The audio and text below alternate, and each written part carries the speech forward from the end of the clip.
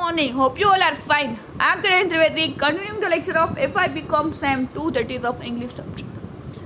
We have started the discussion of textbook, and in textbook we have completed 3 units. Unit 6, Living or Dead, written by Rabindranath Tagore.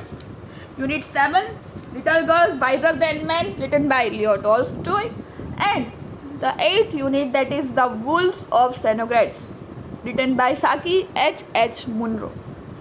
Now we are at the unit 9, that is the Patra, written by Dhumketu.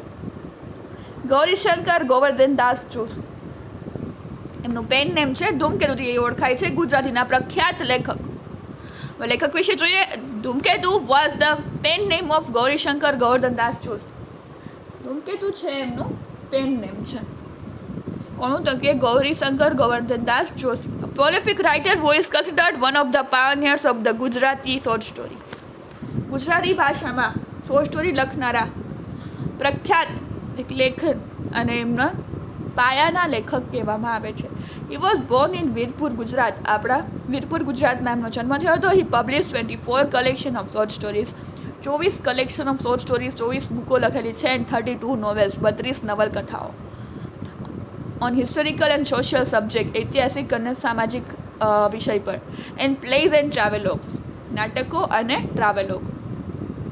His writing is characterized by a poetic style. એમની writing એની characterise કેમ કરવામાં? Poetic style, એમાં તરફ કાવ્યાત્મક રુચિ હોય, romanticism હોય, and powerful depiction of human emotion, માણસોના જે છે ફિલિંગ્સ, ઇમોશન્સ, લાગણીઓનું એના નિરૂપણ હોય છે. In 1935 he was awarded by the famous award of Ranjit Ram Gold Medal instituted by the Gujarati Sahitya Sabha for the best contribution of Gujarati literature. શું કહે છે?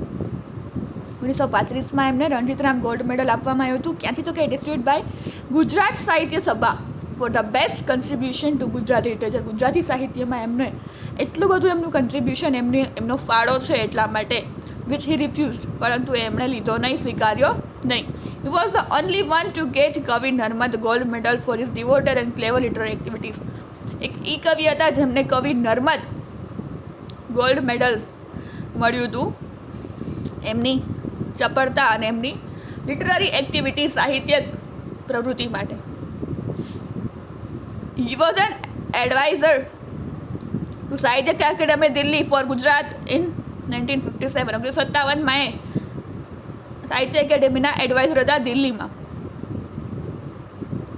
He won the rare honor to represent India for a book published in the USA with the title Story from Many Lands.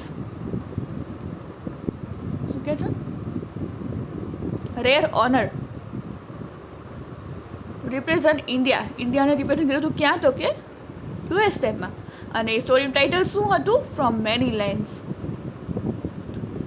This was a collection of the best stories from 60 countries. જેમાં best story છે 60 કન્ટ્રીઝની.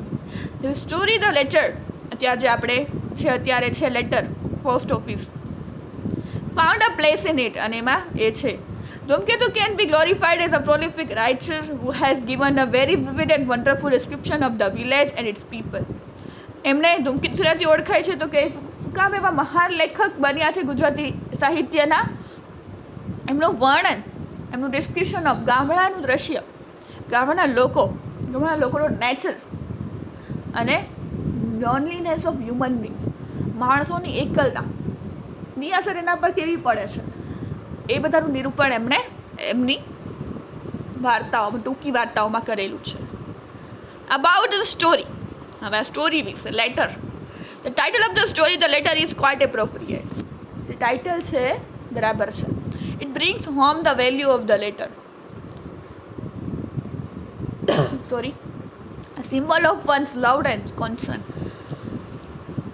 લેટરની value શું છે ને એ આમાં સમજાવે છે. A symbol of one's love. ખાલી value નહીં, પત્રની વેલ્યુ નહીં, પણ કોઈકનો પ્રેમ, કોઈકની લાગણી, કોઈક આપણા માટે કંઈક કરે છે એવી લાગણી આ સ્ટોરી દ્વારા આપણને બતાવવામાં આવે છે. The story is about coachman Ali. ગુજરાતીમાં તમે ભણ્યા જશો, કોચમેન અલી પોસ્ટ ઓફિસ નામ હતું, આમાં લેટર આપ્યું છે. coachman Ali, who could not bear the pain of separation when his daughters left after her marriage. Okay છે આ સ્ટોરી છે કોચમેન અલી નામના કેરેક્ટરની છે, કેમ કે એ સહન નથી કરી શકતા જ્યારે એમની દીકરી લગ્ન કરીને એમનાથી દૂર જતી રહે છે. His loneliness gained momentum with passage of time, in which desperately waited for a letter from his daughter Mariam. મરિયમના લેટરની રાહ જોયા કરે છે. આખી જિંદગી બાગચીની છે એ મરિયમના પત્રની રાહ જોવામાં જે વિતાવે છે. The old man goes to the post office every day, occupying particular seats with a fixed purpose, awaiting a letter from his daughter. હવે જે વૃદ્ધ માણસ છે કોચમેન અલી પોસ્ટ ઓફિસ રોજ જાય છે, પર્ટિક્યુલર સીટ એક ફિક્સ સીટ છે ત્યાં બેસી જાય છે. ફિક્સ પર્પઝ છે, કયો પર્પઝ કયા હેતુથી જાય છે તો awaiting a letter from his daughter. મરિયમનો પત્ર આવે રોજ સવારે ઉઠીને પોસ્ટ ઓફિસ જવું. The author explains how empathy makes us understand each other and build strong relationships. One can feel the anxiety of other when one finds himself in that particular situation. લેખક છે એક બતાવે છે, explain કરે છે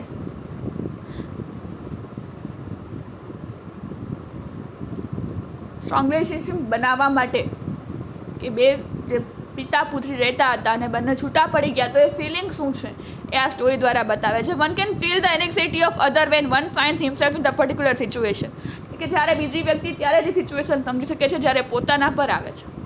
બાકી એને બીજાની સિચ્યુએશન કંઈ લાગતી નથી. જે સિચ્યુએશન પોતાના ઉપર આવે ને ત્યારે જ ખબર પડે કે એ સિચ્યુએશન શું છે એને શું કહેવાય, પરંતુ બીજાની સિચ્યુએશન જોઈએ તો આપણને હસી મજાક કરતાં કે સલાહ દેતા જ આવડે.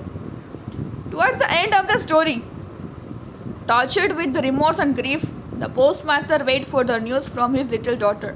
કહે છે કે જ્યારે એન્ડ સ્ટોરીનું આવે છે ત્યારે જે પોસ્ટમાસ્ટર છે પોસ્ટમેનના એને દુઃખ થાય છે, પસ્તાવો થાય છે કે ભાઈ એ પણ પોતાની જે માંદી દીકરી છે એમના લેટર માટે, એના સમાચાર માટે રાહ જોવે છે. Passing a restless night beside the charcoal sigri, કે આખી રાત જાગીને રાહ જોવે છે કે કંઈક સમાચાર આવે, કંઈક સમાચાર આવે. The author talks about how the feelings and emotions of a person, especially one who is aging, should be taken care of. કે છે કે હવે એને ખ્યાલ આવે છે કે ઓલા કોચમેન અલી ડોસા જ્યારે રોજ પત્ર લેવા આવતા, પત્રની રાહ જોતા દીકરી, ત્યારે એની ફિલિંગ કેવી હતી છે ત્યારે એ પોસ્ટમાસ્ટરને સમજાણું કે જ્યારે પોતાની દીકરીનો માંદી હતી, એના સમાચાર નહોતા આવતા, ત્યારે એને આખી રાત જાગવી પડી. ત્યારે એને ખ્યાલ આવ્યો કે ઓલો જે કોચમેન અલી છે રોજ મહિનાઓથી રાહ જોઈ થાકી ગયા, પરંતુ એમની દીકરીનો પત્ર આવ્યો નહીં. તો એ ફિલિંગ્સ એટલે કે જે ગરડાઓ છે એકલા રહેતા હોય એની કેર કરો, એની મસ્તી ન ઉડાડો, એના મજાક ન કરો, એના ઇમોશન્સની એમની કાળજી રાખો. અબાઉટ ધ લેટર, હવે સ્ટોરી સ્ટાર્ટ કરીએ છીએ આપણે. The letter. In the grey sky of early Don, વહેલી સવાર, ગામડાઓમાં તો 4 વાગે 4:30 સવાર થઈ જાય. સ્ટાર સ્ટીલ ગ્લોઝ, હજુ તો તારાઓ પણ ચમકે છે. And happy memories light up a life that is nearing its close. જાણે હજી સવારે જ થઈ છે. આપણે સવારે ઉઠીને ખુશ હોય, આખું ગામડાનું તો વાતાવરણ એવું હોય કે સરસ મજાની સવાર પડે છે. An old man was walking through the town, એક વૃદ્ધ માણસ છે ટાઉન પાસેથી, ગામ પાસેથી પસાર થતા હતા. Now and again drawing his tattered clothes tighter to shield his body from the cold and biting wind. ઠંડીનું વાતાવરણ છે. 4:30 ઉઠીને એવા કપડાં અને બોડીને ઢાંકવા માટે પહેર્યા હોય એવા ચિત્રેહાલ કપડાં પહેરીને જતા હતા, અને પવન પણ કાતિલ ઠંડો પવન હતો. From some houses came the sound of grinding mills and the sweet voices of women thinking at their work. It sounds helped him along his lonely way. અમુક જગ્યાએથી ઘરમાં ગામડામાં તો સવારમાં કામ ચાલુ થઈ જાય 4:30-5 વાગ્યામાં, તો કે છે કે સ્ત્રીઓના અવાજ થતા એ લોકો ગીતો ગાતા હોય, અમુક કામ કરતા હોય, એમને અવાજો ઘંટી દળતા હોય, છોકરાઓના અવાજ આવતા હોય, અલગ અલગ અવાજોથી એમને એમની એકલતામાં કંઈક હેલ્પ થતી હતી કે કંઈક અવાજો આવે છે, કોઈક છે. Except for the occasional bark of a dog, distant steps of a workman going early to work. ક્યાંક દૂરથી કૂતરાના ભસવાનો અવાજ હતો, કોઈક માણસો કામે જતા હતા. Or the screech of bird stubbed before its time, કે જાણે બર્ડ્સને પણ માળામાંથી વહેલા ઉઠાડી દીધા હોય. The whole town was wrapped in deathly silence. આમ તો સાયલન્સ હતું, 4:30 એટલે વહેલી ઉઠીને પણ ક્યાંકથી કોઈ ઘરમાંથી ક્યાંક કૂતરાનો ક્યાંક અલગ અલગ અવાજો આવતા હતા. Most of its inhabitants were still in the arms of sleep. હજી ઘણા બધા લોકો તો સૂતા હતા. The sleep which grieve more and more profound on account of the intense winter cold, કેમ કે ઠંડી હતી. For the cold use sleep to extend its wave over all things even as a false friend lose his chosen victim with crashing smiles. શું કહે છે કે ઉઠવાનું મન જ ન થાય ઠંડીના વાતાવરણમાં. એટલી ઠંડી હોય, સવારમાં 4:30 ગામડામાં તો બધા ઉઠી જાય, તો કોણ ઉઠે? એટલી કાતિલ ઠંડીમાં ઉઠવાનું મન જ નહોતું હોય. The old man shivering at times but fixed of purpose plodded on till he came out of the town gate on a straight road. કહે જે વૃદ્ધ માણસ હતા એ ધ્રુજતા હતા. એનો હેતુ ફિક્સ હતો, શું કામ નીકળ્યા હતા એ, અને એ ટાઉન ગેટ પાસેથી નીકળ્યા અને રોડ સુધી પહોંચ્યા. Along this he now went at somewhat slower pace. હવે એની ઝડપ સ્પીડ ધીમી પડી. Supporting himself on his old staff, કે હવે જાણે કે એના ઓલ્ડ સ્ટાફ પર આવી ગયો એમ ધીમે ધીમે ચાલતા ગયા. On one side of the roads was a row of trees, on the other side town's public garden. એક બાજુ હતું એ રોડમાં ઝાડવાઓ હતા અને એક બાજુ પબ્લિક ગાર્ડન હતું, બગીચો હતો. The sky was darker now and the cold more intense. હજી આકાશ તો ડાર્ક, કાળું જ હતું, કાળું ડિબાંગ, અને ઠંડી પણ તીવ્ર હતી. For the wind was blowing straight along the road, અને પવન પણ ફૂંકાતો હતો. On which they feel like frozen snow, જાણે કે બરફનો ઠંડો પવન આવતો હોય. Only the faint light of the morning star, અને પણ લાઇટિંગ કોની હતી તો કે સ્ટારની, તારાઓ ચમકતા હતા, એ જ અજવાળું હતું. At the end of the garden stood a handsome building of the newest style. Garden પત્યું, ત્યાં એક સરસ મજાનું એક મકાન હતું. હેન્ડસમ બિલ્ડિંગ, સરસ મજાનું એને ઉપમા આપી, સરસ મજાનું મકાન હતું. ન્યુએસ્ટ સ્ટાઇલ, સરસ મજાની નવી સ્ટાઇલથી બનાવેલું. And the light gleamed through the surfaces of its close doors and windows. પણ હજી એની વિન્ડો બંધ હતી, દરવાજો બંધ હતો. Beholding the wooden arch of his building, the old man was filled with joy that the pilgrim felt when he first sees the goal of his journey. બિલ્ડિંગનો જો દરવાજો આવ્યો, એવા વૃદ્ધ માણસ છે ખુશ થઈ ગયા, જાણે કોઈ યાત્રાળુને એની જર્ની પહોંચવાનું વાલીને જતા હોય, ગિરનાર જતા હોય અને દત્તાત્રેયનું મંદિર દેખાય, ચોટીલા ચડતા હોય અને ઉપર મંદિર દેખાય તો કેટલી ખુશી થાય, જાણે કે એમને ગોલ સુધી પહોંચી ગયા એવી ફીલ થતી હોય. એવું ફીલ અહીંયા વૃદ્ધ માણસને થયું. On the arc hung on old board with the newly painted letters post office. કયું મકાન હતું? Post office. The old man went in quietly and squat on the veranda. શું કહે છે?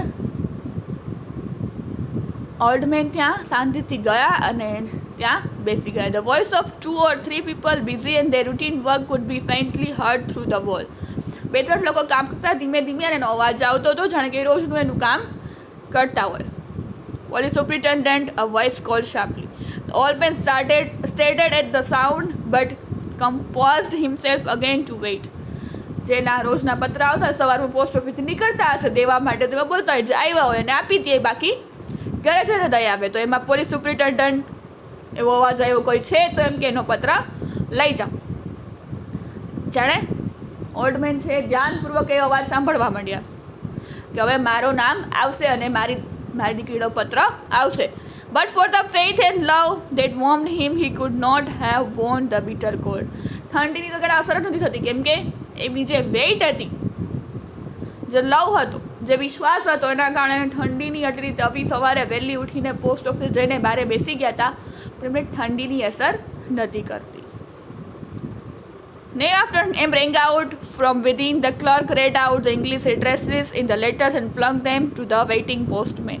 શું કહે છે? નામ પછી નામ એક પછી એક બોલતા ગયા અને પછી એડ્રેસીસ અને પછી જે લેટર હતા એ બધાય પોસ્ટમેનને આપી દીધા.